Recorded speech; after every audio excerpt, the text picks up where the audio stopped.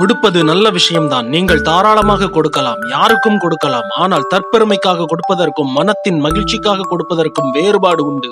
ஒழுக்கம் என்பது ஒருவனுடைய நெடுநாளைய பழக்கமாகும். பிறர் தவறுகளை கண்டு தன் தவறுகளை திருத்திக் கொள்கிறவன் அறிவாளி.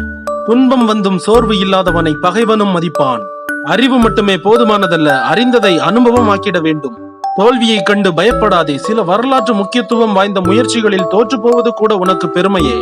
நீங்கள் சென்றடைய வேண்டிய இடத்துக்கு அநேக பாதைகள் இருக்கின்றன. அடிப்படையில் 2: ஒன்று அறிவு, மற்றொன்று பயிற்சி. உங்கள் மனம் புத்தி கூர்மையும் தந்திரமும் கொண்டது. உங்களுக்கு ஒன்றில் சலிப்பு ஏற்பட்டதும் இன்னொன்றை அது நாடச் செய்யும். நீங்கள் அடைகிற புகழும் செல்வமும் வாழ்வின் நற்பெயர்களும் கடந்த காலத்தில் நீங்கள் செய்த செயலின் பலன், உங்களால் வீசப்பட்ட விதைகளின் விளைவு.